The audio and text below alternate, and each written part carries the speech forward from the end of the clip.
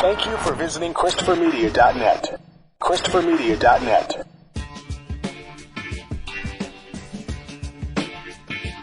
From Asthmacore Studios near Detroit, Michigan, it's Unregimented.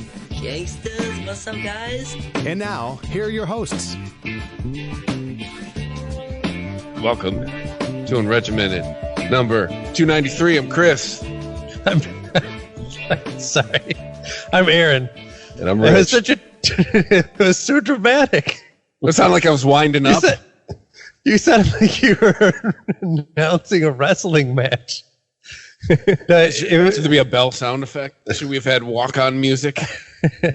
At next Sunday's Meta Slam, I'm going to probe you and I'm going to poke you because I'm the intern.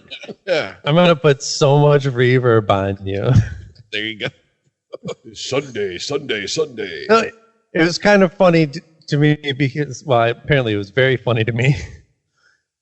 Because we had just had this conversation before we started recording about how heavy we went on last show, and we wanted to just cover lighter topics this week just to cleanse the palate a little bit. And I give you the Dateline and intro. then you did it sounded like the nightly news. About to tell you 25 people have just been killed in some kind of bread factory explosion. Right. So yeah, we got to just lay off the politics for at least a week and see how it goes. Right? I mean, everyone should take a break from it. The idea that we are this wrapped up in every issue on a daily basis it's not sustainable, I think. The nation is going to have a nervous breakdown. Yes, it will drive you mad. So we're going to imminent. steer clear of that for a little while, or for a week at least. And I can bring up how far too many adult men have brought Spider-Man up to me this week. Well, there's something that can bring people together in hatred for Sony for some reason. Man, you want to piss off?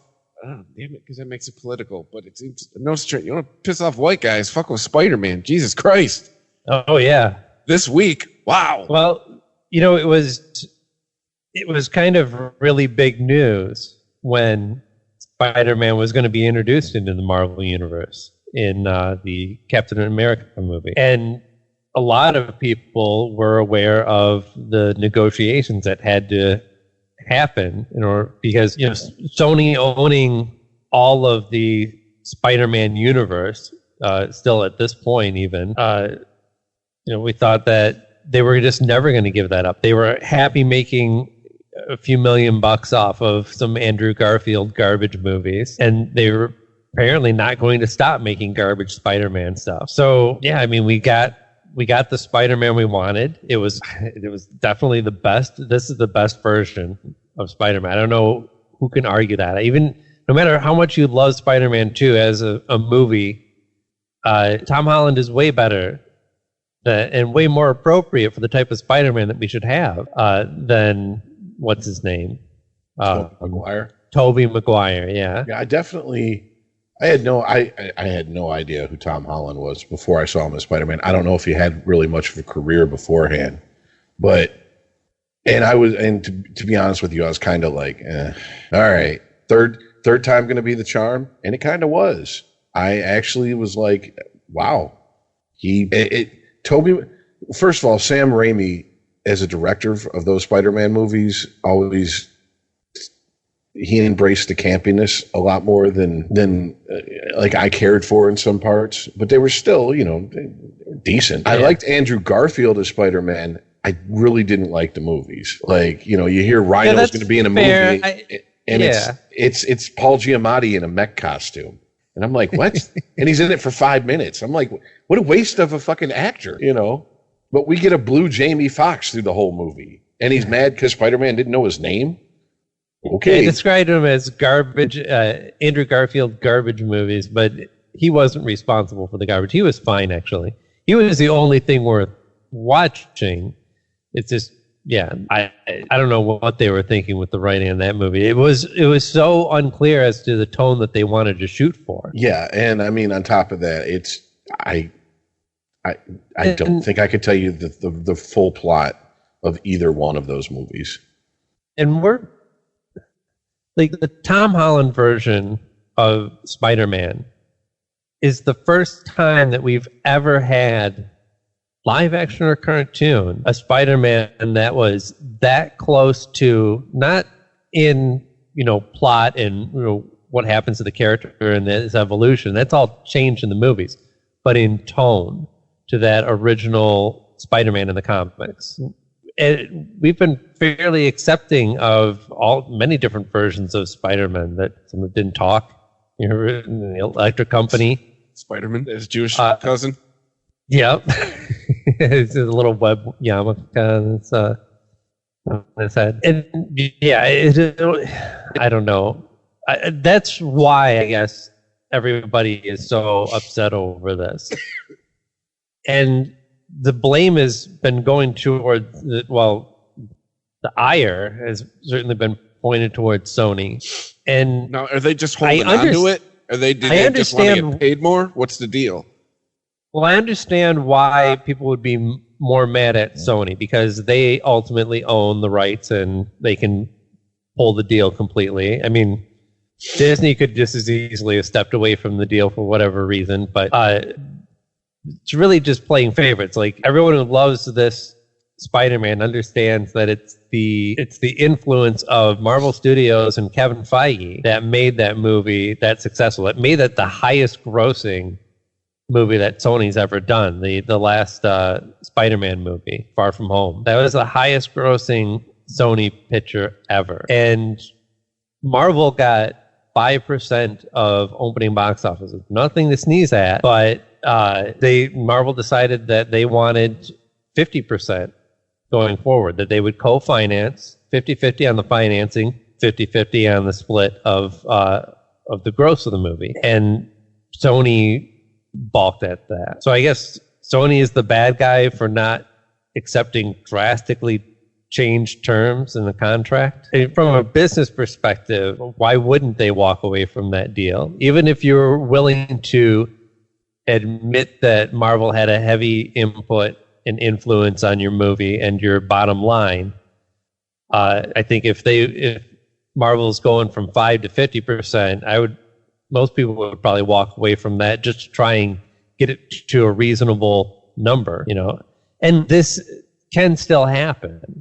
They're still Sony said that it's open to negotiations on this still. So that makes me think that basically Disney/Marvel was like, yeah, we want 50%. That's not an offer. This is our position. Take it or leave it. Sony, when our position is we still fucking own it. So fuck off. I mean, because you always ask for more than you expect, but if you walk in and just go, this is it, there's no negotiation, you pretty much it's a take it or leave it offer. And why wouldn't Sony at that point just go, okay, who's your second choice to replace Spider-Man in the MCU? That's what I thought. That's a good question. I mean, I'm sure Sony feels like they have an advantage in that Spider-Man has been central to that transition from Phase 3 to Phase 4. Iron Man was the heart of the Marvel Universe. As strange as that sounds to say, as a longtime reader of Marvel comics, I don't feel like at any point in the Marvel Comics universe that Iron Man was either central or be described as the heart of the Marvel universe. But they did that, and they pulled it off well. And you don't have to. The torch was handed off to Peter Parker. I was gonna say I've not seen the movie. Biggest movie ever. Maybe I should get on that. But I do remember you guys saying that this seemed like here comes the rise of Spider-Man after this movie. Like it's going to be all about Spider-Man. And then it makes sense in the same way that everything tied back to Iron Man. Well, it makes sense because Tony Stark is a superhero / genius, and I mean, yeah, you got the Hulk and everything, but I mean, they kind of left the Hulk lame at the end of Endgame, didn't they? I mean, he's still got a bum arm, and he's like he's a freak show. Yeah. Who knows what the fuck's going on with the Hulk? But it just made sense because it was kind of like it seemed like, at least to me, in every single movie that Iron Man appeared with Spider-Man, that Tony Stark was looking at him as almost like a son to pass the torch to. Yeah. And it made sense because Peter Parker's a huge science nerd. He's always been that. That's how he became Spider-Man. And it would make sense that he would pick it up and run with it. And now it's like, you really don't have someone like that unless they bring in a new character that I'm not thinking of. Like, I don't know what character could come in and play like the inventor genius. What? Yeah, I mean, Tony didn't lead the Avengers, but he was the heart of the Avengers, and that's a pretty big gap to fill. There's not another character that can step in to replace Captain America. Well, first of all, we have Falcon, who already has, and Bucky, who could as well, and Black Panther, who could easily do the job, and Captain Marvel, and Black Widow as well. Oh no, wait, she's dead. So we have all of those could easily lead the Avengers, and no one would be like, "That's a weird choice." But who's going to be the counter to that?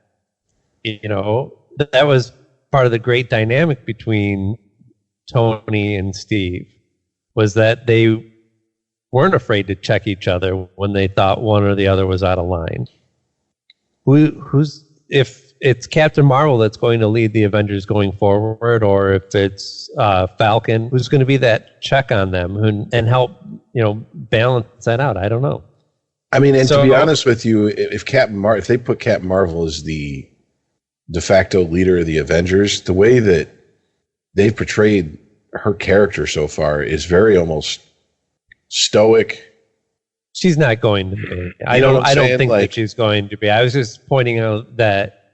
Yeah, I think you're right. If Captain Marvel was the leader of the next Avengers movie, that would seem out of character to how they set her up. She was almost like I'm doing you a favor just by being on this planet right now. All right. Yeah. Whereas Captain America, he was, stoic and, old school because he was, a man out of his time.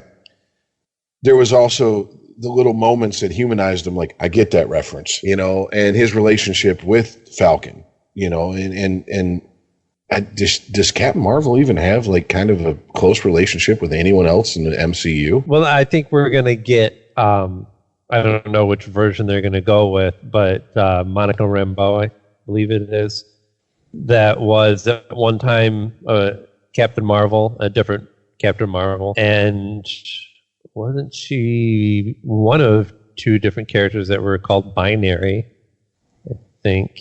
Well, also didn't it's Carol Danvers, right? That's Captain Marvel's. That's her name. Yeah, wasn't she like? Didn't they have an arc where she was like a huge drunk? Or am I thinking of a different character? Or was this when she was Miss Marvel? I guess maybe that's I don't know. I mean, maybe if they did that's something they did. That sounds like a Bronze Age Marvel story. I mean, that's when Tony started hitting the sauce. But I mean, they kind of glossed over that with Part 2. Like, no one. I hate to Part 2. Iron Man Part 2. Oh! I thought we were still talking about problem. Captain Marvel. No. I'm just talking about like they could, if they added that aspect in, that might humanize her enough to where she could be an interesting leader. But as she stands right now, it's just like I said, her character just seems very one-dimensional. And granted, she's only been in 2 movies total. So, I mean, they haven't really, and one of those was the Avengers movie, so they didn't really have, the Avengers movie where everybody was at, they didn't really get a chance to flesh her out because they didn't really get a chance to flesh anybody out in Endgame. Right. So the general public has decided that Sony can't make a good Spider-Man movie without Marvel. But I think there's 2 things that they're not taking into consideration. How central Marvel has, how much they've put, their Avengers eggs in the Spider-Man basket. And, I think they if they're smart, they're going to be willing to negotiate more on this because, yeah, we want to see more. We want to see more of Spider-Man in the Marvel Universe. The other thing is that Sony just won awards for a Spider-Man movie that they produced on their own with no help from Marvel. And it was amazing. And it wasn't the Amazing Spider-Man. It was the Edge of Spider-Verse. Oh, yeah. It was Into the Spider-Verse. Edge of Spider-Verse was the video game. Yeah, Into the Spider-Verse, yeah. Yeah. That movie is fantastic. And for that matter, you know what? Venom is a fun movie. It's not great. It kind of... Venom reminds me heavily of a lot of movies that I watched as a kid that weren't great but were fun action movies. Like what was the Arnold Schwarzenegger one? Where he comes out of the movie, the Last Action Hero. Yeah, that movie got shit on. I really enjoyed that movie. I did too. Yeah, it's a fun movie because it does exactly what it says on the tin. You know, well, that's the thing. Critics don't like those movies where what does Adam Carolla call them? As advertised. Yeah. Well, also that movie came out at a very weird time in the 90s where it was like, I mean, that movie came out between like Reservoir Dogs, Pulp Fiction, and like a lot of the critics' darlings were the indie movies like, you know, Slacker, Clerks, you know, those movies were coming out, and that's what the critics were fawning over. They were kind of like, we're over this 80s action hero thing, whereas that movie was taking the piss out of the 80s action hero. Yeah. It's in the name. It wasn't the right time for meta, though. We were more into Dada. We were fascinated by the girl who was walking around selling Madonna's pubic hair. Oh, so you heard it here first, folks. Aaron is saying Last Action Hero was ahead of its time. That's a hot take. It was. Yeah, we're way more into the meta now. Somewhere Mike White's head just exploded. Right. We have to cancel the projection booth due to a scanner's moment with the hose. Yeah. The hose head blew up. So yeah, I mean, I think Sony, they can definitely make a great Spider-Man movie on their own. If they keep Tom Holland and they just never bring up Iron Man again, and as long as they're willing to, you know, put the right writers and the right directors on the project, it can't really fail. I think, and I don't think that people are going to be that salty in the long run if this deal does go south and we get it another. Well, they have 2 more movies planned for this version of Spider-Man, and I think that as much as people might be mad at Sony, they're not going to be mad at Tom Holland, and it might. I'm sure it's going to affect their numbers because there's going to be people that will just, you know, oh, this is something that I can protest and a stand that I can take, right? Like all these idiots that demand that they see the Snyder Cut. And, you know, the fact that it doesn't, if this movie gets made outside of the Marvel Universe, then it, quote unquote, doesn't matter, which is a concept that really Marvel has introduced us to. This idea that there's this continuity, this larger continuity of this universe. And for the longest time, Marvel wasn't interested in doing any kind of alternate versions of, like, DC was always like, oh, popping in and out of different universes, and here's this version of Superman and this version of Batman, and this Green Lantern's yellow. So Marvel for the longest time was always like, no, this is the one universe. And then, you know, you start fucking with time travel and looking at other dimensions, and things are going to get muddy, but those could always just be popped out of existence. There was one continuity to the Marvel Universe that never got rebooted. So anything that happened out of that really didn't sell as well. You know, what if stories were fun, but they were never the biggest sellers for Marvel because they ultimately didn't matter. So if you take Spider-Man out of the universe, the MCU, then yeah, less people are likely to see it because they're not going to have to see that movie to not feel left out for Ant-Man 3 or whatever the hell else is coming next. Unregimented. ChristopherMedia.net. ChristopherMedia.net. Unregimented. I think the one thing you hit on that Sony, it's damn near, I mean, a must-have is to keep Tom Holland in the role. If they recast, they're going to have to sit on that for a while before they recast, I think. And I don't know who they would find. No matter how good the person was, he wouldn't be Tom Holland. Well, I know that there's a video game series called Uncharted, and for years and years, I mean, it's a pretty successful. It's a Sony exclusive, and it's the main character is basically based off of every character Nathan Fillion's ever played. The smart alecky, he played the. Isn't his name actually Nathan something? Nathan. Yeah, Drake? yeah. Nathan, I had a friend who's really into it. I didn't know that.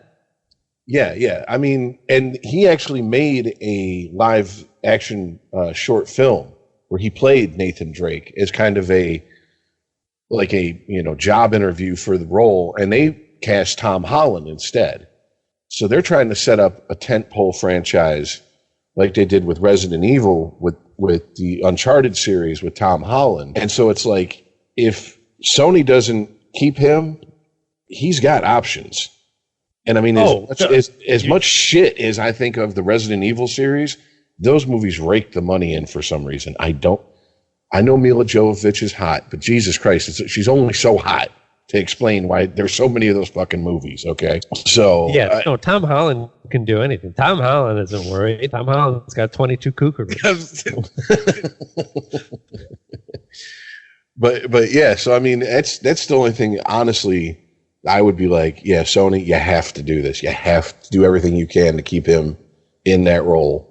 And I mean, to be honest with you, I wouldn't mind a Venom with Mr. Pillow Lips and a Tom Holland Spider-Man movie, because I actually, just like you, it wasn't a great movie, but I actually enjoyed the Venom movie, and I went into that movie with no expectations. That's another factor in this, definitely, because part of their agreement is that with Marvel, part of Sony's agreement with Marvel is that Tom Holland can't be in any movies that don't take place in the Marvel universe. So if they pull out of their deal with Marvel, then Tom Holland can be in Venom 2, and he can be in Morbius the Living Vampire. And he could possibly even show up on one of the 5 different Spider-Man universe live-action television shows that Sony is planning. Who's Mr. Pillow Lips? Tom Holland. Tom Hardy.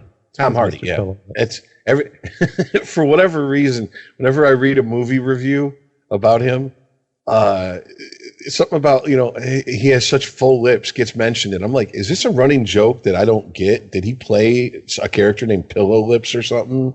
I know he played a gay gangster in a Guy Ritchie film, but pretty sure his name wasn't Pillow Lips in that movie.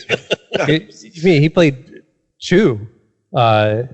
It was the Cray brothers. Have you seen that movie where he plays Ronnie and Reggie Cray? No. Oh, it's really good. You're the worst gangster name ever. Hey, they're British. Call old Pillow Lips. He'll take care of you. Yeah. That's a Dick Tracy villain. Yeah, right. Hammerhead and Pillow Lips are coming over. They're going to handle my light work. Sounds rather homoerotic. Yeah, that's what I'm saying, right? Does your light work involve busting cheeks? Because that's what it sounds like is going to happen here. Well, I mean, overall, I got to be honest with you. Yeah. Now that, because you are just a very deep well of this information that I didn't know about. I'm like, well, I'm kind of fine with it. It sucks because I thought that he fit in with, the characters in the Marvel universe fairly well in the movies. But I mean, if this opens doors to other things, like they could bring in Morales, they could put him, have Venom in there, they could have Carnage in there. Fuck it, man. Let's go someplace with these movies that we've never went before, because all due respect to Green Goblin and I'm put the fucking Hobgoblin in there, okay? And a legit Hobgoblin. Right. So if I don't know. if the deal continues and Tom Holland stays in the Marvel universe, that version of Spider-Man, whatever Sony is developing for their own stuff, which are the things that I've already listed, more Venom projects involving Carnage in the second movie that Woody Harrelson's planning to come back for that role, and Morbius, stuff like that. None of those can be in the Marvel universe. And nothing that's introduced in Marvel, like Mysterio, is not going to pop up in the Sony universe, I guess we'll call it. So, I don't know. I mean, if Sony can actually do a good job, maybe we'll continue to get these good Spider-Man movies because they'll be able to fully develop Spider-Man in his own universe. And it would be nice if we could have both. But if you presented me with 2 Spider-Man comic books, and I'm like, I'm only going to buy one Spider-Man comic book a month. So one of them is all about Spider-Man and its adventures being in the Avengers and, being this world-famous superstar type of superhero. And the other one is your friendly neighborhood Spider-Man. I'm going to go for the friendly neighborhood Spider-Man because if I only can have one Spider-Man story, that's the one that I want to see fully developed. So I think I'm kind of rooting for Sony on this one. Marvel, I think that they've proved that they can figure it out. I don't know who they have to replace that hole that Spider-Man would leave in their Avengers lineup, but they are not wanting for characters. Well, let me ask this question because I'm not sure. Does Sony own Deadpool's rights? Fox owned Deadpool, and now all of that is owned by Disney. Okay. Well, then I guess do you think they would try to shoehorn Deadpool in there to be like the wisecracking replacement for Spider-Man in the Avengers movies? Because Deadpool and Avengers seem to me like... Deadpool shows a surprising amount of heart, but tonally, no. Yeah, it's orange juice and toothpaste. It's not chocolate and peanut butter like him in the Avengers. To me, it doesn't seem like it would fit. And I really like the Deadpool movies. That's right. I mean, you put Deadpool and Cap on the same team, and Cap's going to be like, you regenerate, right? Like practically until because I'm going to make an exception and take your head off right now. And then as his head's flying across the screen in slow motion, Deadpool would look at the camera and deadpan. This has happened 5 times with Colossus. When are they going to learn? Some shit like that. Yeah, I don't know what the future of Deadpool is going to look like. I think that's TBD. There's debate just on what type of tone they want to take going forward. If there will be a Disney-produced R-rated Deadpool movie, or if they can PG-13 it and still not ruin the tone. I think it might be a little weird, but I think it's totally doable. I mean, first of all, again, comparing this material to the source, there's very few really adult Deadpool stories in the comics. It's just a lot of kind of more wackiness and violence. And you took any of the popular Deadpool stories and adapted them straight from the comics, you'd have a PG-13 movie. Oh, so there's no chance we're going to get to see Mickey Mouse pegging Deadpool? No. We're not gonna keep the pegging theme going in the Deadpool universe. Darn. I was hoping he'd call Goofy and they'd lock him in from either side like a pair of finger cuffs. Yeah, well, and they even did a PG-13 version of the last movie, a special release, which is actually great. Well, I think it's because, wasn't it after the first movie, they did an interview with Ryan Reynolds, and he's like, I'm hearing that people are taking their 6-year-olds to see this movie. You understand this is rated R for a reason, right? This is not a movie to take 6-year-olds to. Yeah, I remember hearing a couple stories. People I work with. Oh yeah, we're taking our nephew to see Deadpool. He's like 4. I'm like I haven't seen the movie, but from what I've heard, you may want to check on that. May not want to take a 4-year-old to see this movie, but they did. Kids love Deadpool. They love the costume. You know why? Because Rob Liefeld totally ripped off Spider-Man. Well, it's going to be interesting, and if the split does go through and it stays that way, I'm not worried about Disney and Marvel, because it seems like they got the right people in charge to keep that fucking juggernaut chugging along. They have 22 billion kookaroos. Yes, exactly. Sony, don't drop the ball on this. I'm just saying. They have all the kookaroos. Well, I heard in one of the stories I read, I don't know how accurate this estimate is, but apparently Disney has its fingers in over 40% of all entertainment released in the last X amount of years. And I'm like, really? Like we're quickly approaching like everyone growing up in Central Florida's nightmare that Mickey Rat was going to take over the world. Like you're not going to be able to watch anything without, a Disney logo on it sooner or later. If that's the case, well, I'm not sure if I'm ready for a reboot of The Sopranos brought to you by the wonderful world of Disney. I'm just saying. I don't think that would go very well. Oh, another snag in the negotiations that I forgot to bring up was, I guess Disney was rather offended by the fact that Kevin Feige didn't get any kind of producer credit on either of the Spider-Man movies, because his influence on those movies is what they are crediting the large box office numbers to, or at least Disney certainly is. So I think that was part of it, is that, or maybe it's just a nicer way of phrasing, instead of going like, we want more money, it's like, we want to go in on these movies together, so that not only would Disney be footing half the bill on future movies if they went forward doing it the way Disney prefers, or at least their proposed offer. They would go in half on the movie, take half of the profits, and also get half of the credit as well, so that their people are getting taken care of. I mean, when you produce a movie and don't get producer credit, it's like doing work for free. So there's another reason why I can understand that Disney would want to negotiate the deal. Yeah. I mean, when you put it that way, it makes me reconsider what was going through my head, because I kind of had a moment where I was like, oh, I'm sure Kevin Feige can dry off his tears on all the millions and millions and millions he's made so far off the Marvel Universe.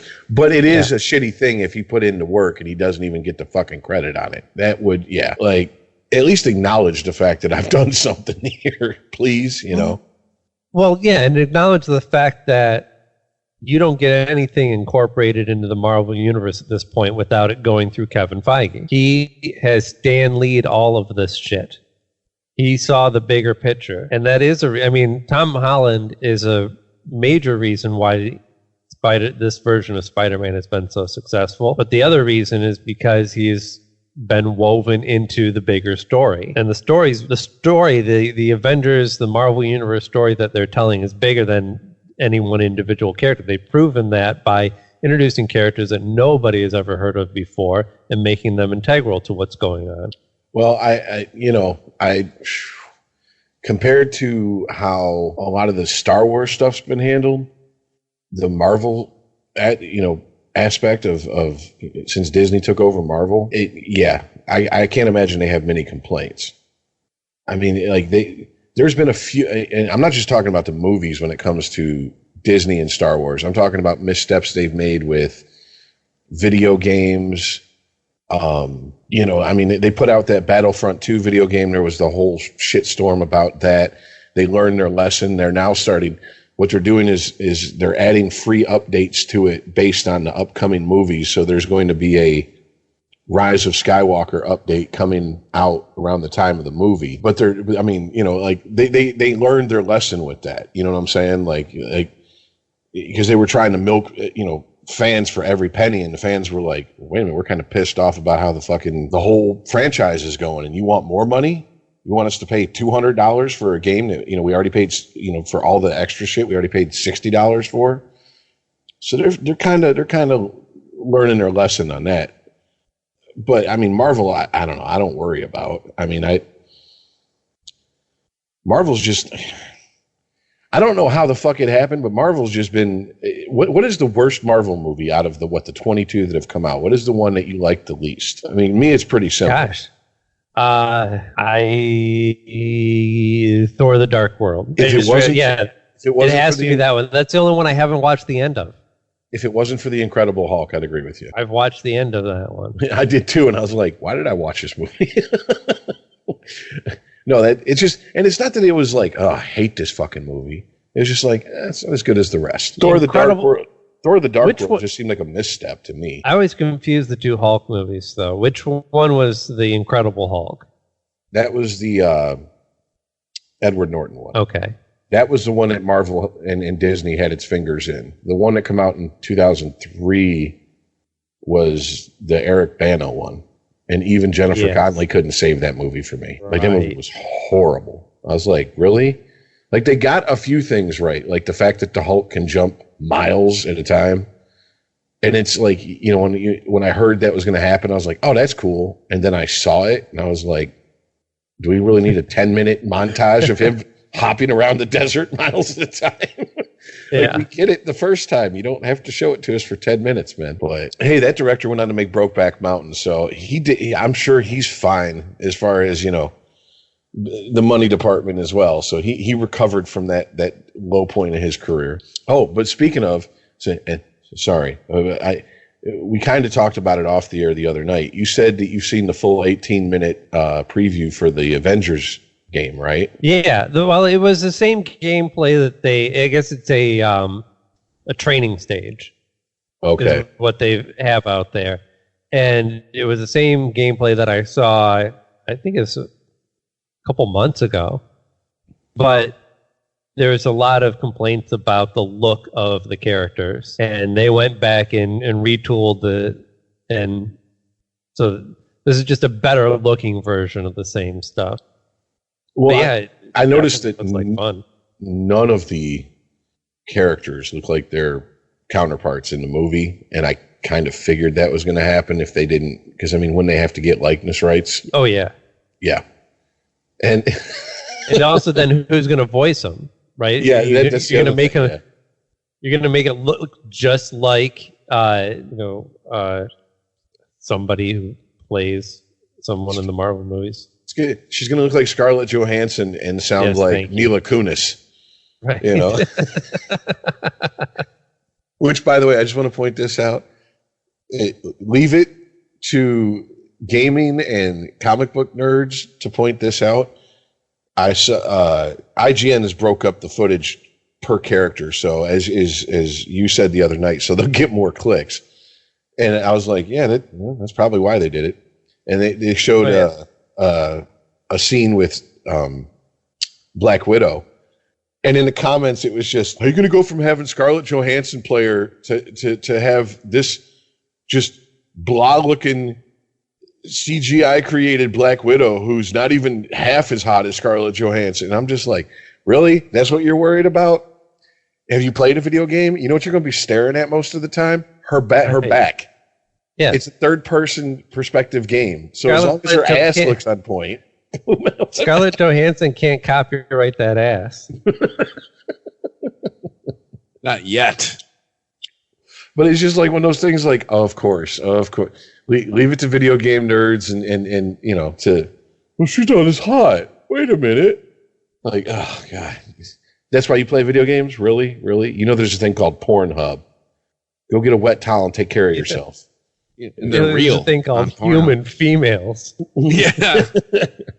Pussy. Have you heard of it? One step at a time. We start them on Pornhub. We move them up to a Fifi. Rich has got a point. We get them a real doll. Then we got to go incrementally. Then eventually we'll get them to say something to the lady that works at McDonald's besides number 1 large size with a Coke. You go too fast, you get the bends. It's like coming up from the deep. Exactly. You got it. Well, okay. I won't say that. It's bordering on something. Whatever. All right. Moving on. Oh my gosh. Prank caller, ladies and gentlemen, Rich is just self-edited. It's first on the Weedsman podcast, or the Weedsman Unregimented. This and it's not that bad. It's just Rich with what offended we talked- himself. No, I didn't. No, that's almost impossible. It's just if we're going to keep it politic free, I was going to say something, but then it was like, that could look like I'm dragging in politics, and I'm really just picking on a group of people. So, I get you. Yeah. I thought you actually offended yourself. no. Fuck it. I was going to say we gotta step by step bring incels out of the basement. We got to take it slowly with them. That's what I was going to say. There's So nothing political about not getting laid. Do we though? I mean, Someone's got to live in the and basements, Rich. and Someone's got to fuck live in the with nature. basements. I'm not saying introduce them to the gene pool. That's what's gonna happen. Unregimented. ChristopherMedia.net. ChristopherMedia.net. Unregimented. Well, what was the movie that I watched that? The new Predator, The Predator. Is that called The New Predator? No, it's called The Predator, and I'm like, really? We've put an S on it. We've just been Predator. We've Predator versus this. But have you guys seen this movie? No. If you haven't seen it, you're probably not going to see it. The Predators come here to get DNA from the people they hunt to strengthen their own DNA. And the premise of this movie is this one child who has autism is the next step in human evolution, according to the Predators. So they're trying to get his DNA. And I'm just like, what the fuck? Wait a minute. How do we go from ripping spines out of people who you had a fight with in the original Predator, and them just using us as one big game preserve, to now they're using us for predator growth hormones? Like we're kind of like what do you call it? Steroids for predators? Yeah, it was just. This is a different faction of predators they were juicing. I guess they're on the Barry Bonds diet. I mean, I was watching that movie shaking my head. Once again, even someone as fine as Olivia Munn couldn't save that movie. I was just like, I hate myself for watching this, and I'm going to go whip myself like I'm in Opus Dei or some shit with like a cat of nine tails, because you should have known better. It's like buying tickets on the night that Basic Instinct 2 premiered. What were you thinking? Really? Right. See Sharon Stone's vagina again. Predator as a film franchise is one of those things that it's always it's was successful because of its simplicity. Right? It's pretty straightforward concept. Here's an alien. This alien likes to hunt. It goes around trying to find things that are fun to hunt. It found humans. And seen these ideas of like, where do they come from? What is their real motivation? What are they doing in the universe? All of this, the fact that it was just a mystery actually strengthened the characters of the Predators because it left it to our imagination.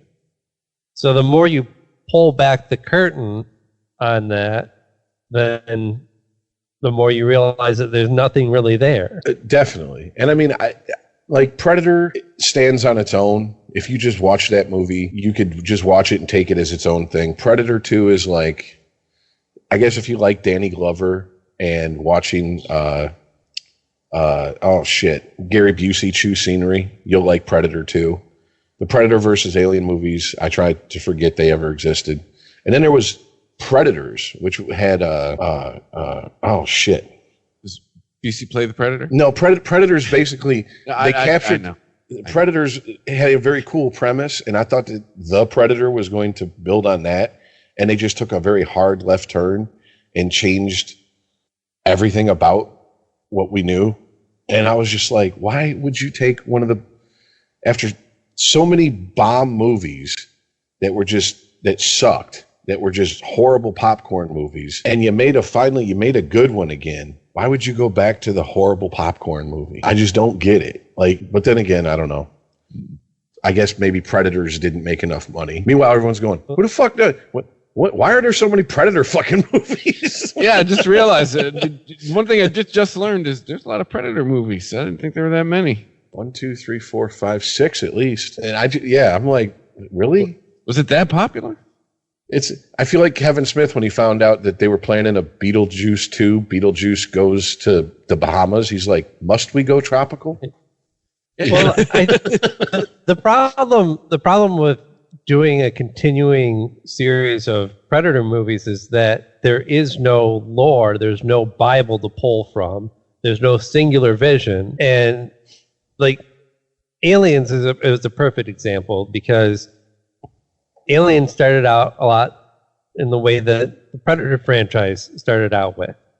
We don't get introduced to aliens, we just, we don't know anything about their world or anything like that. It's just a freak encounter, right? And as the Alien movies progress, we do get to see more of the world. We get to see more different types of aliens.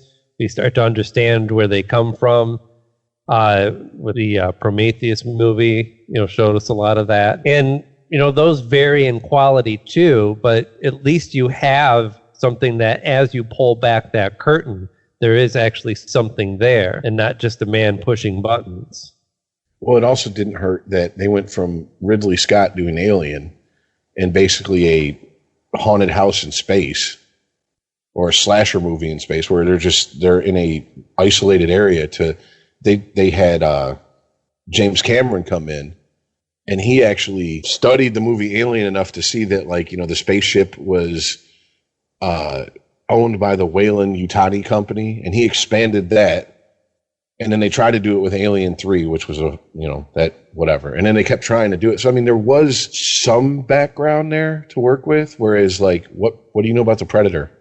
He disappears and he shoots people that right. will fight back. He won't kill someone who won't fight, basically. He is a hunter with honor. That's all you really know about him.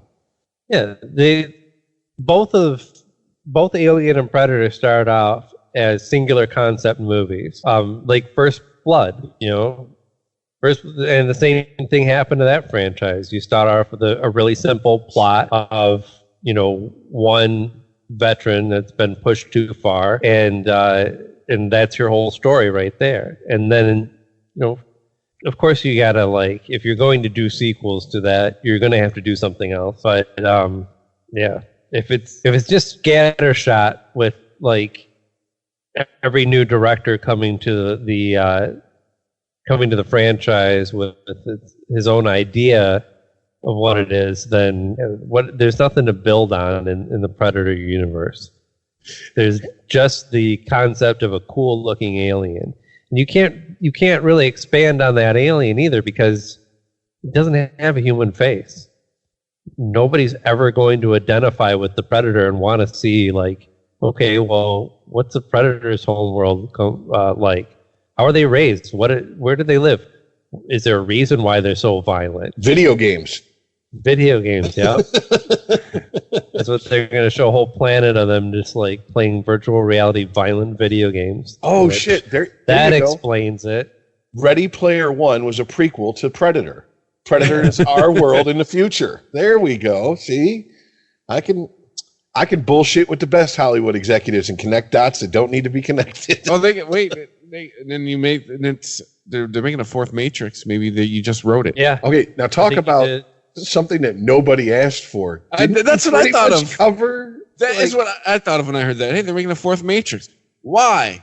After the third one, we kind of all decided as a whole, all right, we're done with this series. Well, not only that, but to where Neo is a repeating situation in the Matrix, and they're bringing back all the same characters. Are they going to do a Highlander 2 and just erase the first three movies and start over again? Because, I mean, the whole point was, at the end of the third movie, unless I'm wrong, the machines and the humans agreed to attempt to coexist, and Neo was the bridge between the two, and became almost he ascended almost like a Christ figure at the end of the movie. Maybe I'm reading too much into it, but considering there are volumes of books out there just talking about the philosophy of the Matrix, I don't think I'm reading that much into it. But I think that you actually have the potential for more interesting stories. The Matrix trilogy is not interesting to me because it's just a trilogy about one war. And it doesn't really go anywhere. I'm not really that big of a fan of the first movie, to be honest. I think there was a lot of wasted potential, and you did not have the right stoner friends when this movie came out, man. Oh, man. Yeah. I had a group of friends that would not shut up about this movie. Oh no, everyone. I'm sorry, life is real. Hate to disappoint you guys. It sucks. We're Everyone 19. Get over my it. mind was blown by this movie, and I watched it, and I was like, this is a really cool concept. And then, as soon as they pulled him out of the virtual reality, and he's like, oh, okay, let's go kick some ass then. Like, Yeah. that's it? That's what you're going to do with that?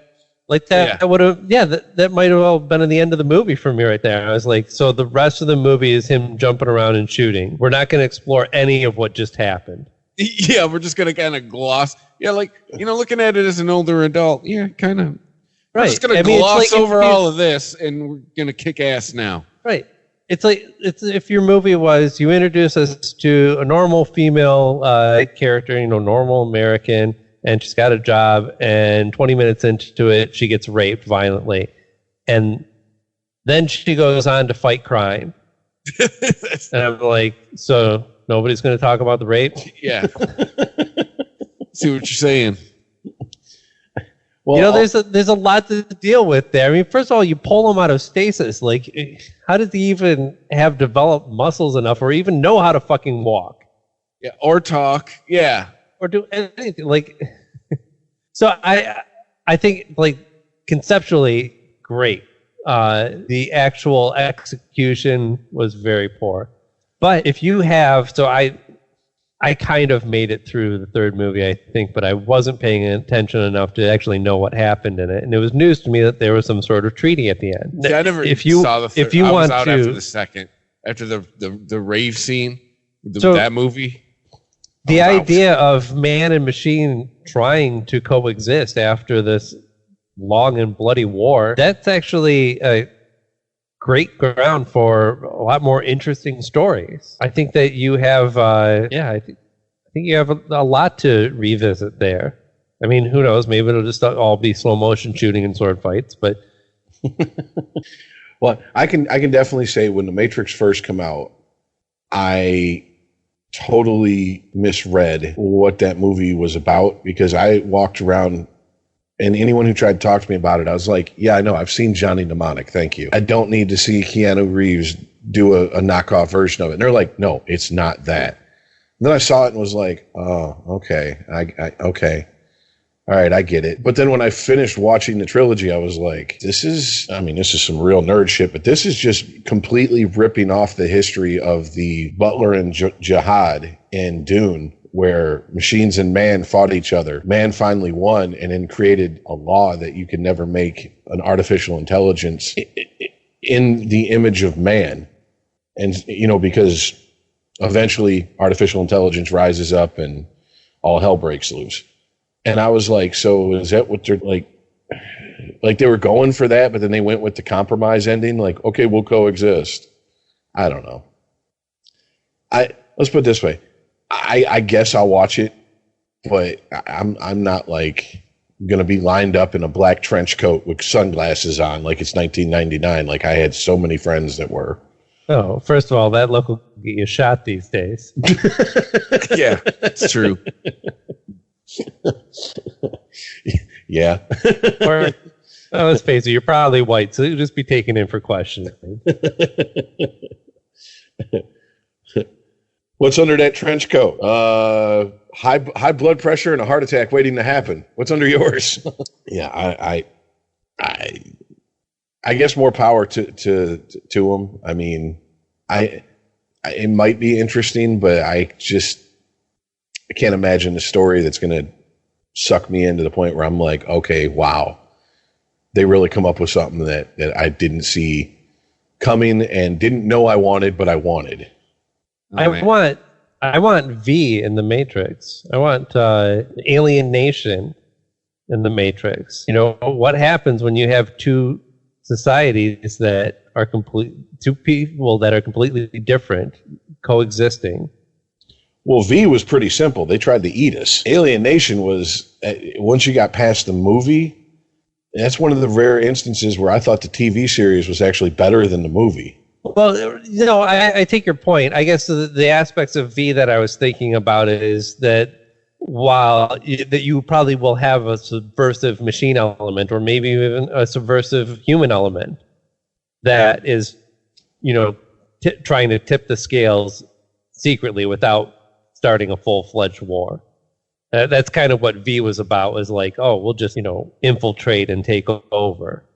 And Alienation was about the other side of that, where, people were actually actively trying to coexist, but finding difficulties in their cultural differences.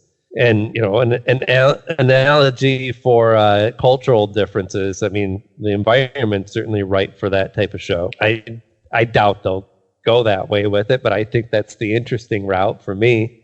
That's what would make me want to watch it, or a movie or show or whatever the fuck they do. I don't know. Well, there you go. There's a prediction right there.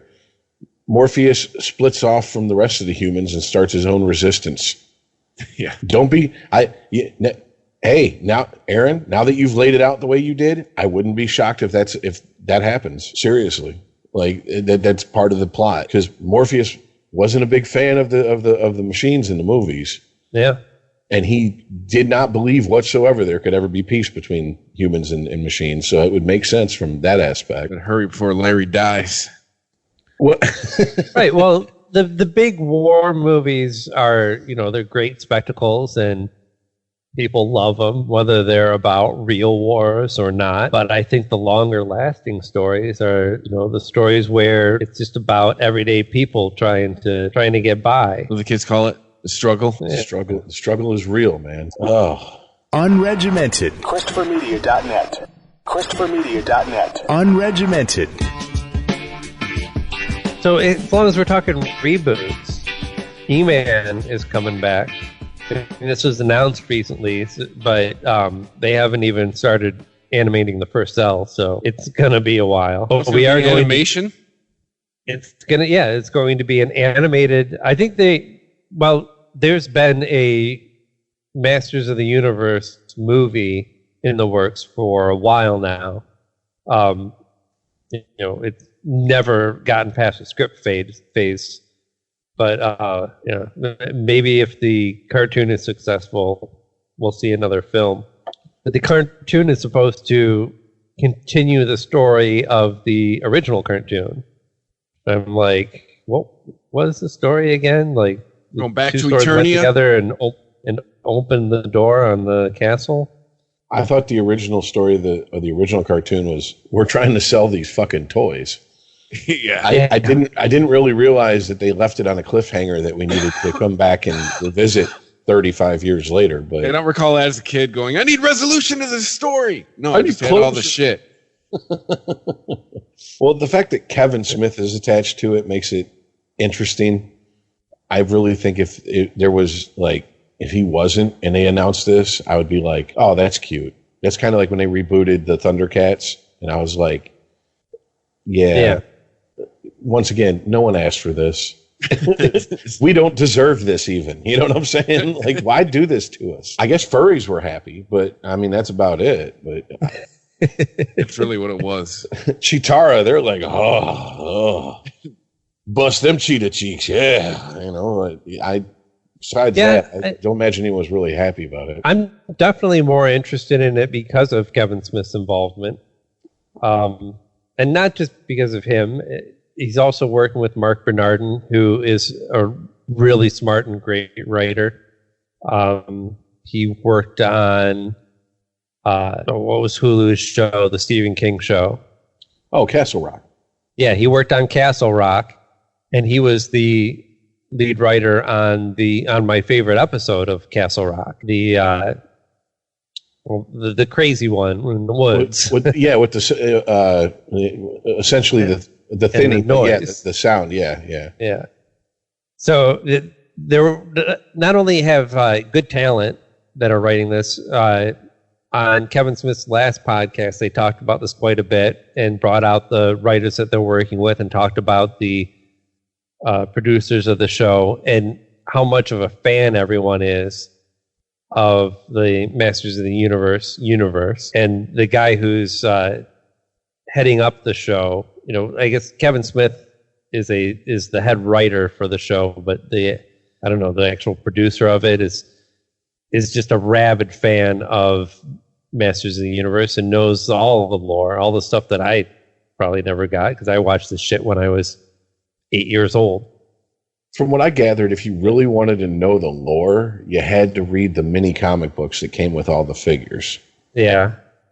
And just to be honest with you, I never had enough of the figures to get the full story. Oh, I had a lot of them. But I think those comics were something I read like once when I pulled it out of the box and went, all right, done with this. It's a piece of paper. Yeah. On to the toy. So it's not like I'm really into the story and want to see what they do with it. I'm just excited from the aspect of, I want to see entertainment produced by people who are passionate about that entertainment, and if that comes through, then it doesn't matter if it's He-Man or Thundercats or G.I. Joe or Transformers or whatever. I'll put Kevin Smith in that category. He is passionate about his entertainment. Yeah, definitely. And they're not going for jokes, Kevin Smith has promised not to put any dick jokes in there, and come on, throw some gay jokes in there. We're going to talk come on, you got to goof on Prince Adam. Yeah, I mean there is. No, they're not. They're not going to goof on any of this shit.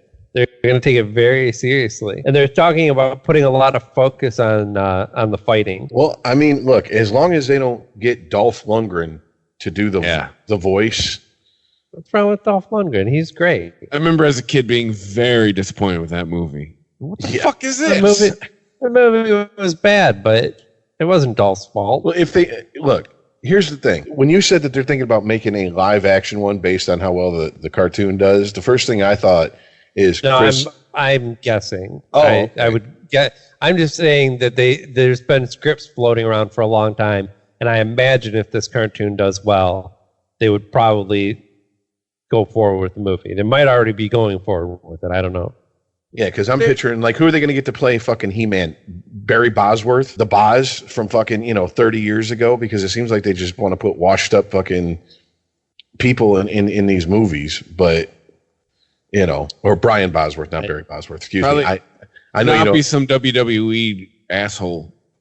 Jason Momoa or somebody who, really? No, he doesn't fit. John Cena. Oh. I've already crossed this movie off my list if they put John Cena there. You can't see me, and I'm not going to see your movie either. Trust me. Oh, God. Go wear your jorts somewhere else. God damn. Nothing worse than a WWF character who's a wannabe white rapper. It's just, God. He's actually not a bad actor. At least comedically. He's actually not. Yeah, I agree.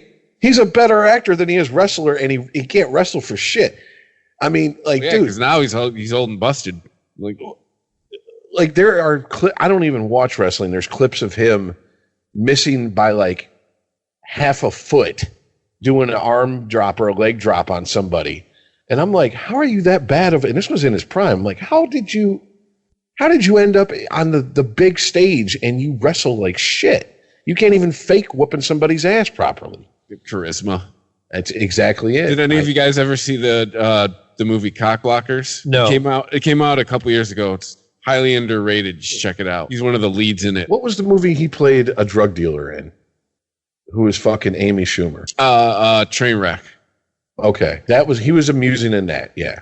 He continued in Cockblockers. It's him, Leslie Mann, and God damn it, it's a third person. Ike Barinholtz, if you know who that guy is. He's from Mad TV. Andy and I found the movie hilarious. He was one of the main. He's one of the main leads in it. Yeah, I'll have to check it out because I haven't even heard of that movie. If I saw a movie called Cockblockers, I'd probably go to Pornhub to look for it. I say no, it's an R movie. It's not NC-17. It's not pornographic. Well, I think this is one of the good things. They don't block a lot of cocks in the porn. Yeah, no. Go there to find cock acceptors. Yeah. Yeah, the porn parody is called Cock Receptacles. Yeah. Yeah. Receiver, receptacle. Cock pockets.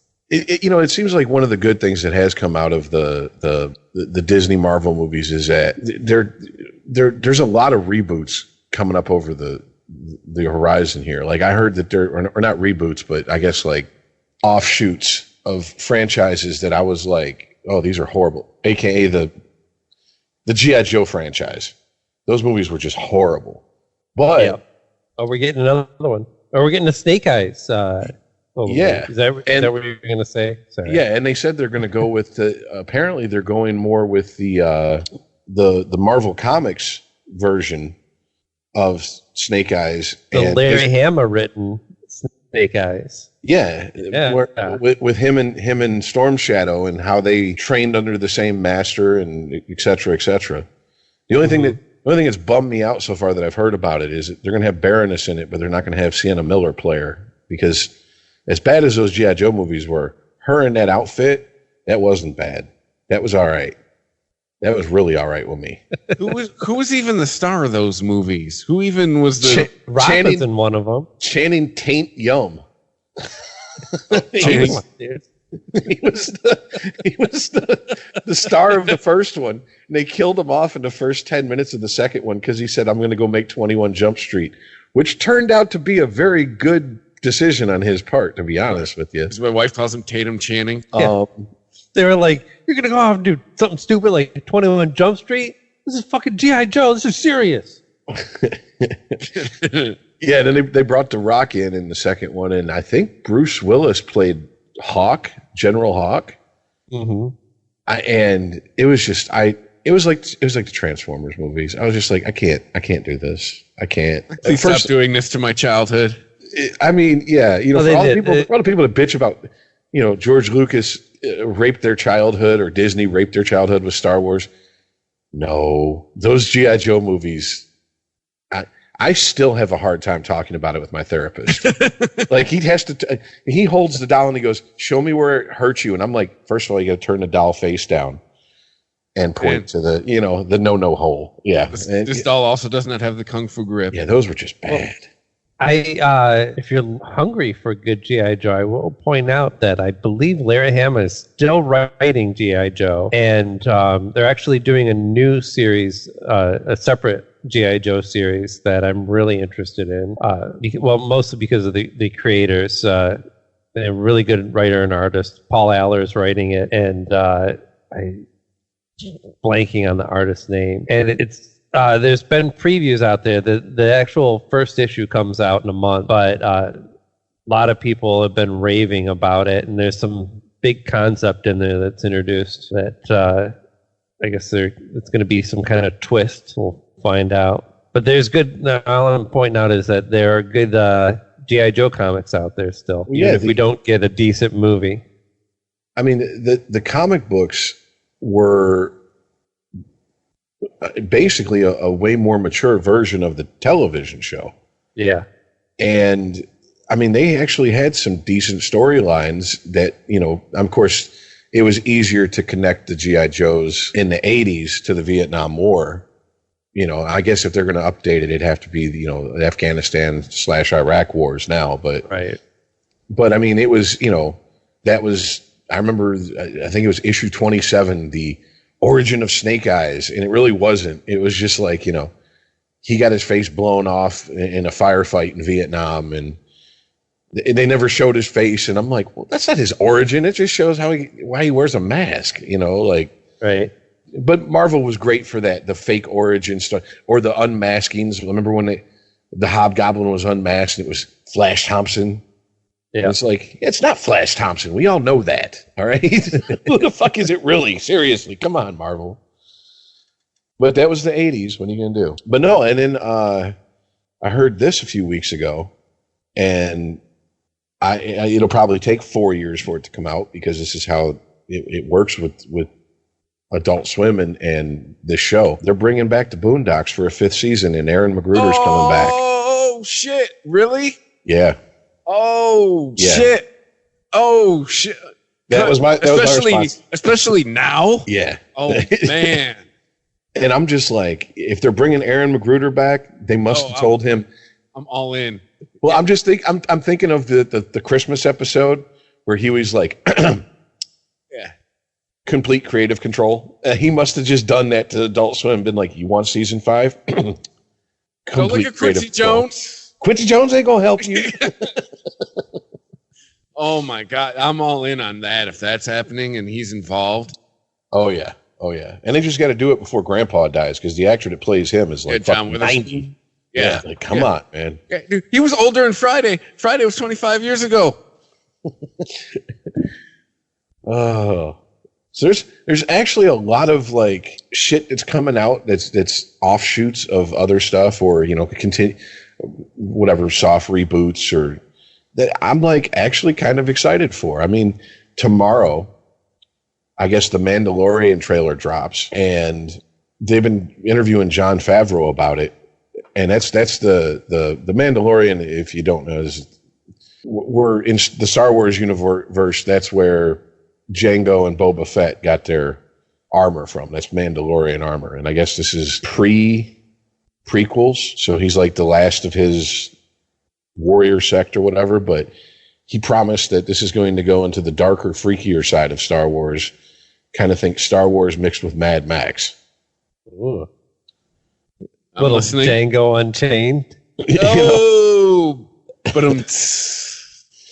But I mean, like, I'm like, okay, I'm in on it. you present it like that, I'll watch an episode. Yeah, well, and then on top of it, I found out they spent for 10 episodes $250 million. So if they're putting that type of money in there, it better be good. I'm saying even if it sucks, it'll look good. See, that's what I'm worried about. Well, isn't that half of your Star Wars movie? Making sure that you get the look right? Well, in an article with sci-fi.com, he did say that they filmed on location. He went for more of like a Lawrence of Arabia. If you've ever seen that movie, like when they filmed the scenes and stuff, it's like, it's actual desert and dunes and stuff like that. He said he went for that, and he did incorporate CGI, but he's like, it's come such a long way in such a short period of time. You'd probably be hard pressed to tell where it's at. And didn't he also just do the new, or the live action Lion King? Yes. And I mean, I was a little old for the Lion King. That come out and I had no interest in it whatsoever. I was like, 17 or whatever. I'm like, why would I watch this movie?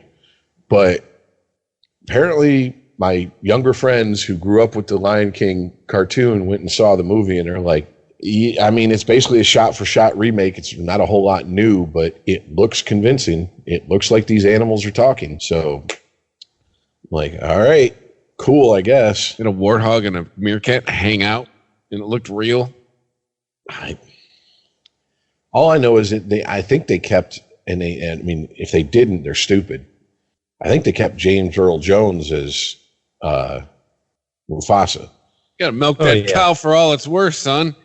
He's what, in his 80s? Yeah, I mean, at this point, Disney just needs to set James Earl Jones in a sound booth and have him read, like they do with video games, like sports video games, where they read consonants so they can put them together to put together the commentary. Like, you're not going to be here long, and we need you to be Darth Vader forever. So Except read the dictionary. Yeah, read this.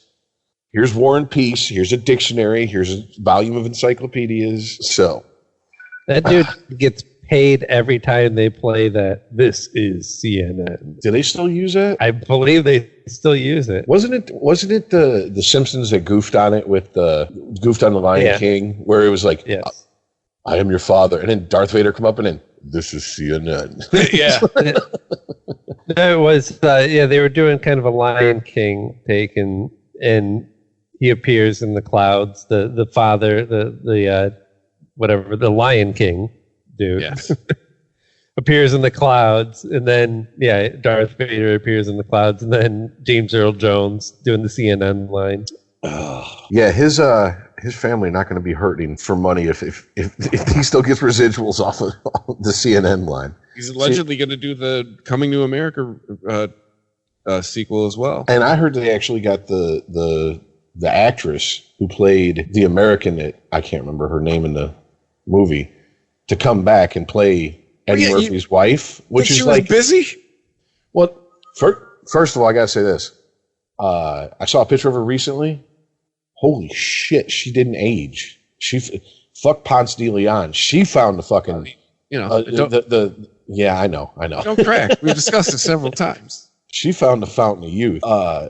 But two, it's like, so what's the plot then? Because I figured like maybe she would die or, they would, split up and he's got to find a new queen or something. He's allegedly got a kid running around America and he goes to find him. Well, I mean, I didn't write it. Don't greet me with that round of indifference. I'm just passing on what I heard. Yeah, so he has it during the first movie. He conceives a child, right? I guess yes. That's the concept, and so this movie is going to be about him trying to find that kid, probably. And hilarity ensues. I just wonder, are they bringing Arsenio Hall back? Yes. Yeah. So they're putting the band back together. Is John Amos still alive? Oh yeah. And he was actually one of my favorite parts of that movie. McDowell's? Son, I'm gonna tell you this one time: lay off the drugs if you want to work here. And here's the thing, Aaron, you should feel proud of this. Ever since I've met you, whenever I talk about sports or when Chris and I talk about sports and you're around, I just feel like if you try to join in, you're going to sound like Eddie Murphy in Coming to America trying to describe football. It's like the Giants of New York versus the Packers of Green Bay, and they kicked an oblong ball through 2 posts. It was most invigorating. We're going to get Tracy Morgan and Wesley Snipes, Leslie Jones in this new movie as well. Unregimented. ChristopherMedia.net. ChristopherMedia.net. Unregimented. Oh, and then also Eddie Murphy, his new Netflix movie coming out is a Dolomite biopic. Oh, yeah. And I mean, you rat soup eating honking motherfuckers. As long as I get to hear that line. I've read a couple articles that said it might get him some awards. Well, dude, that movie is, I mean, it looks like they spent some money on that movie because that's got a bunch of people in it. And he's always been good at doing like characters. I mean, look at Coming to America, all the characters he did in the barbershop. That's true. You know? Beat Joe Lewis's ass. But yeah, Eddie Murphy playing Rudy Ray Moore, that's a no-brainer.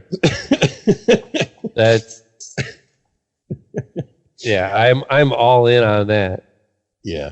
Coming to America 2, if it gets good reviews, I'll watch it. This definitely I'm checking out. My fear is that Coming to America 2 is going to turn out like Beverly Hills Cop 3 did. And if that happens, that's a damn shame. I think it's just a money grab.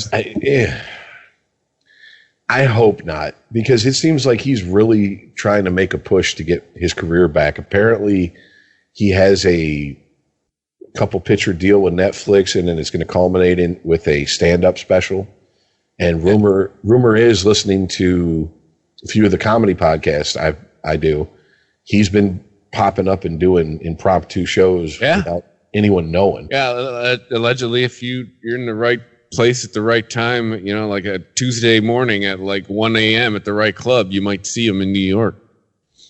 Yeah, I think it was Joe Rogan. He was talking about, he went to the Comedy Store. I would shit if that happened. He said he went to the Comedy Store and he walked in and he went into the backstage area, and Dave Chappelle was there, and he goes, "Yeah, I'm gonna do like 30 minutes, and then I'm introducing Eddie Murphy." Oh, and then you'll be watching me walk off stage with an erection. And Joe Rogan was like, "Say what?" Yeah. Like you said, it's 12:15 in the morning on a Tuesday. What the fuck? Way to give a brother a heads up, because Joe Rogan and Dave Chappelle have actually they put together a mini tour. I don't know if it started yet, I saw a clip of that today. Somebody at work was sent me that. Joe Rogan was talking about the show they did in Seattle. Now, how just crazy nuts it was. And it's what inspired the mini tour. Yeah, I mean, don't get me wrong. I like Joe Rogan's podcast. I like him sitting talking to people, but like his stand-up isn't like fall out my seat funny to me. But I imagine he's like any comic. If he's opening, quote unquote, for, you know, Dave Chappelle, he's going to step his game up because you have no choice but to. Yeah, you damn sure don't want to follow Dave Chappelle. No, I mean, you know what I'm saying? That's just, no, I'm good on that. Thank you. Who has he's got a special coming out, I think, next Monday on Netflix. Chappelle does. Yes. Okay. So all in all, not a bad time for entertainment. Lots of nerdy and funny shit coming your way. Wesley Snipes is going to be in Dolomite as well. Yeah, I think he plays a director or something like that. Shit, who else was in it? Fuck. I don't know. I watched the trailers a few times, and apparently there's an even longer trailer out there, but I've been avoiding that like the plague because apparently it's almost a 5-minute trailer. And 2 minutes tops for a trailer for me. You start getting into longer than that, and it's like, stop showing me the whole fucking movie. Yeah, you're essentially you get longer than that. Yeah, you're turning it into a mini vignette of the movie. Right. And how much more do you need to know? It's about the making of Dolomite. And Eddie Murphy plays Rudy Ray Moore. So that's all I need. And if you've never seen Dolomite, it has some of the worst karate kicks from a hero in a movie I've ever seen. It does, yeah. Like, I don't know how Rudy Ray Moore didn't pull his back out. Because he looks like a middle-aged, out-of-shape man trying to kick somebody's ass. But it works. Yeah, but you gotta respect it. You know, it's fucking punk, man. That movie is so punk. That movie, he was like, I'm gonna make it happen. This was like Rudy Ray Moore was a failing comedian. His career was going nowhere, and he saw Shaft, and he was like, I can do that. Why not? Right. And he didn't make as good a movie as Shaft, but Shaft's not a great movie either. And I mean, it made money. I just from my Google search on the movie, the budget was estimated $100,000. It made $12 million. That's a win. Yeah, that's a hell of a return. The studio's like, can we make 2, 3, and 4? We'll sign the contract today. Dolomite goes to Africa. Yeah. Just bite the Shaft. Franchise completely. Oh, God. But yeah, if you're listening and you've never seen Dolomite, do yourself a favor, watch it. You might want to, smoke a little, have a drink or two. Understand you're not sitting down to watch Citizen Kane. Yeah. Just appreciate it for what it is. That's the best way to put it. Yeah. If you're a film snob, this ain't going to be the movie series for you. Even though, and I know I've been bringing them up a lot, but I've been listening to a lot of older episodes. The projection booth seems to love those old blaxploitation movies, man. When he does those movies, Mike White is into them, like big time. So I'm like, wasn't there like a kitschy value kind of to them? I mean, I guess. It's a whole slice of life how society was at the time. This was your black entertainment. No, I think there's more of a camp value, like a John Waters movie. I can see that. I get behind that. I mean, I don't. If you're around our age, you had to have seen, whether you know it or not, as a little kid, like some of those movies from that era, like Blackula. I remember that on like the Creature double feature on Channel 20 on Saturdays. Blackula Scream. Yes, stuff like that. And then, of course, they started goofing but paying homage to the movies with like, I'm Gonna Get You, Sucker, and well, I mean, Hollywood Shuffle is kind of its own thing, but it definitely took the piss out of Hollywood, and it's hey, man, this is how black people have to act. We don't get the Wayans brothers, any of them, without I'm Gonna Get You, Sucker. Every hero's got to have theme music. It's just that's such an underrated, overlooked movie. I don't know how more people don't know about that movie. PC culture. Damn it. All right, stop there. I honestly don't think it's that. I just think it fell between the cracks. Like, if you're a movie buff or if you're into like that type of comedy, you know about it. But God knows, my family wasn't sitting down to have a marathon of those type movies when I was a kid. I had to find them on my own. Yeah, and it was like, hey kids, it's Black Friday. What are we watching this week? Well, I mean, looking back on the weekends, my grandma would tend to start drinking on Friday night and stop sometime or early Sunday morning, late Saturday night.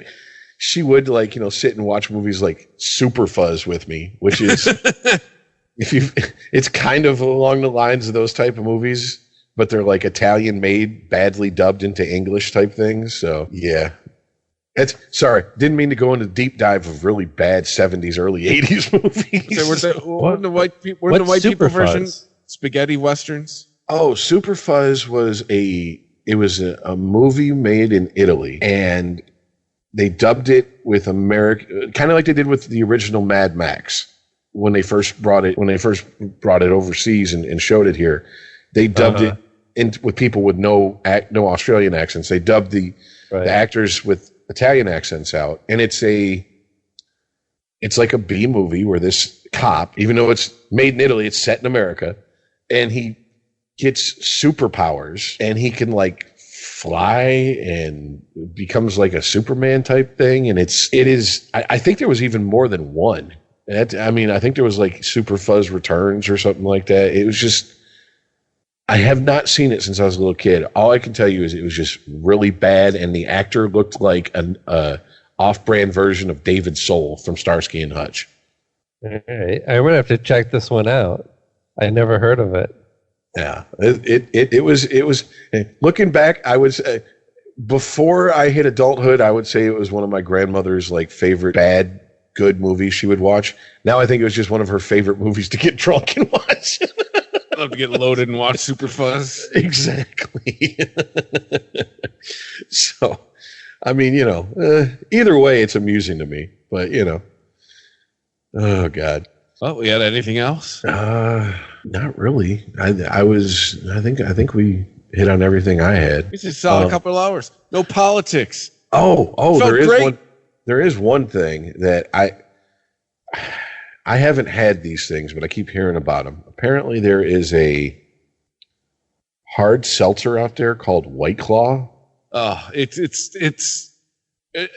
I know I'm old. It's what the young guy. It's what the young kids drink now. And I know I sound old for saying that, but I did a golf outing with work about a month ago. If you were under 30, that's what you were drinking. Okay.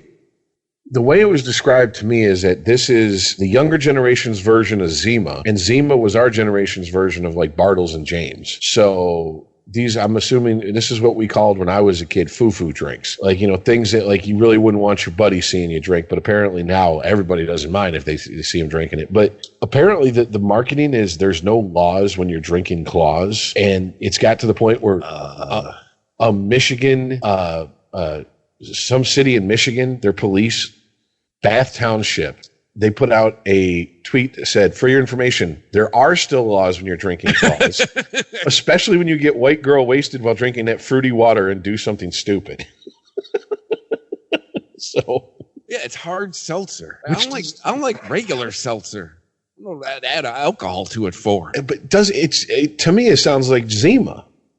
Yeah, it is. It's essentially, you remember Clearly Canadian? When we were teenagers, it's like that with alcohol. Not even that. It's like the New York seltzers with alcohol. And the big thing too is it is calorically it's not a lot of damage. Oh, okay, that's starting to make a little more sense then. All right. So this is just seltzer and alcohol. Okay, so this is like Michelob Ultra, but even less carbs and calories. Yeah, okay. Again, I've always, if you're watching your weight, alcohol shouldn't even be on the menu. Either that or just drink so much you puke up everything in your system. There is another way you can go with that, yes. I mean, eventually all that stomach acid will rot your teeth, but you'll be skinny. So, isn't that what's important these days? As long as you look thin, you can always grimace at the camera. All I know is at the work function, everyone who I would not hang out with personally was drinking them. So it's kind of a marker for me. Drink White Claw, then we probably wouldn't be friends outside of work. Well, if you start seeing them drop Jolly Ranchers into the bottles or cans or whatever they're sold into, let them know you're welcome. That was our generation that did that with Zima. You're not doing anything new here. You're not planting any flags. See, Zima for me, at least in my neck of the woods, Zima was around for like a year.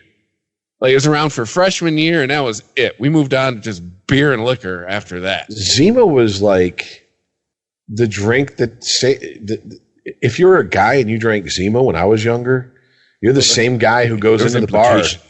Well, yeah, but you were also the same guy who goes into a bar and goes, "I'm gonna get a Jack and Diet Coke for me and my boys." And it's like, ugh, dude, just drink it straight up. Maybe the rocks, put it on some ice. I can't.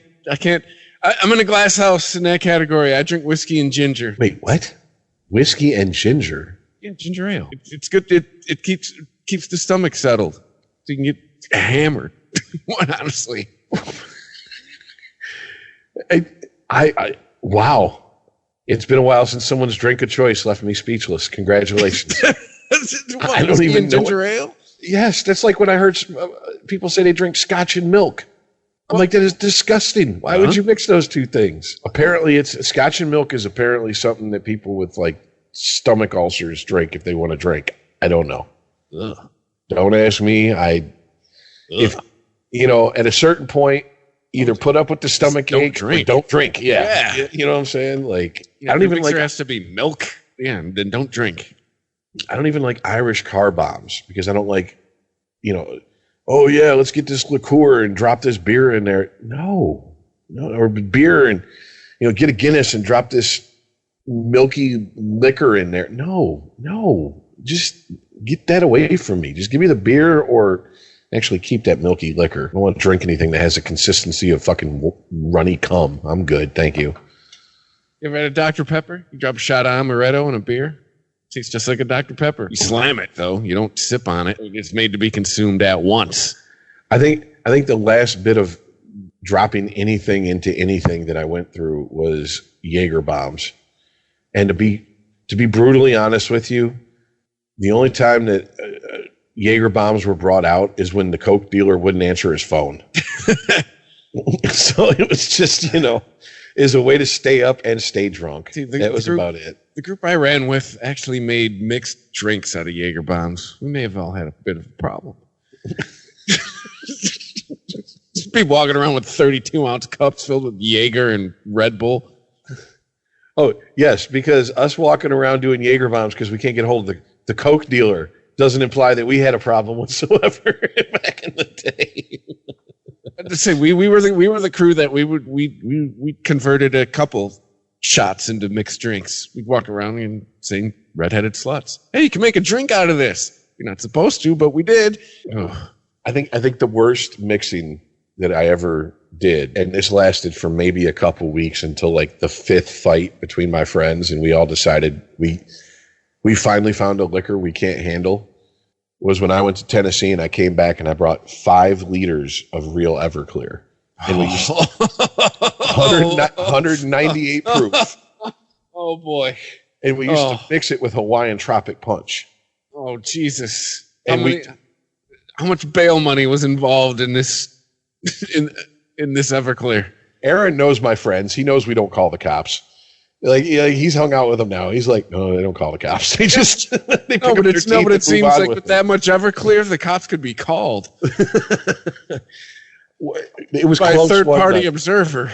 It was close one night. I had friends that were fighting in front of my apartment complex, and I said, okay, either kick each other's ass and get it over with and move on, or come in the apartment and kick each other's ass. It's 2:30 in the morning. My neighbors are trying to sleep. Todd's told us all the story of when he went to New Orleans, and they don't tell you they put Everclear in the hurricanes down there, and he woke up in a parking lot under a truck. He's being woken up by an officer.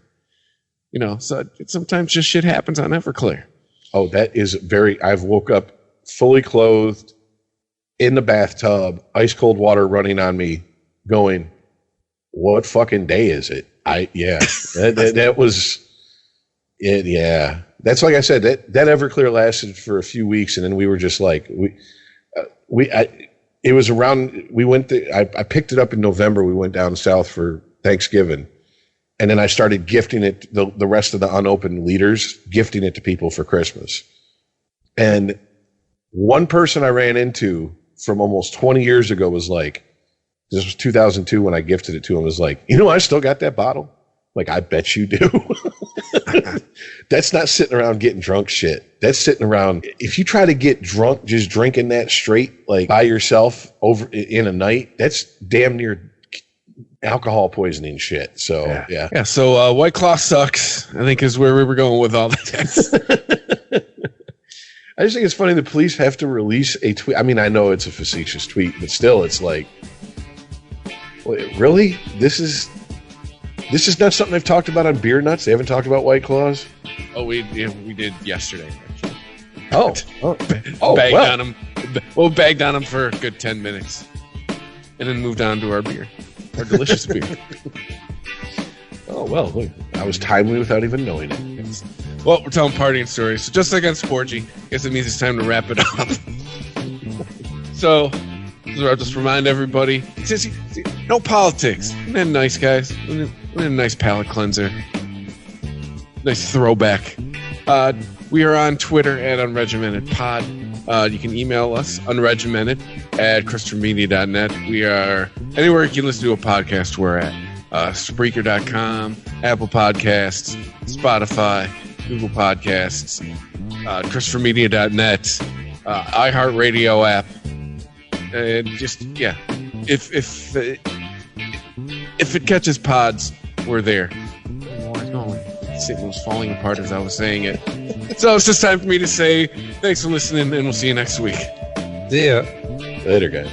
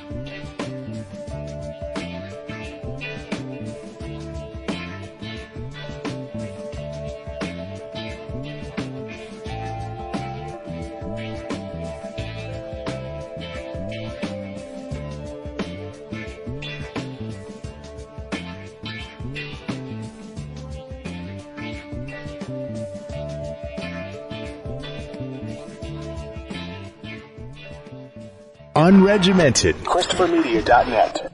Discovery Plus is the greatest collection of real-life entertainment on the planet. 55,000 episodes from networks like TLC, HGTV, and tons more. Woohoo! Discovery Plus. Stream now. Stream what you love.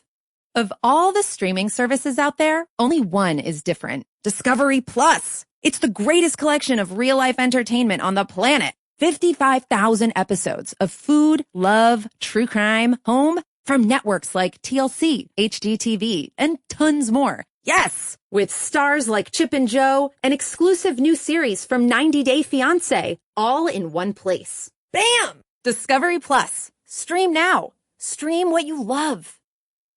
ChristopherMedia.net. If you like this show, please tell a friend. Please make sure to rate and comment on all your favorite Christopher Media shows. Please follow us on Twitter and like and share us on Facebook. You can subscribe to all ChristopherMedia.net shows for free on ChristopherMedia.net. Thank you for listening, and thank you for visiting ChristopherMedia.net. Thank you for visiting ChristopherMedia.net.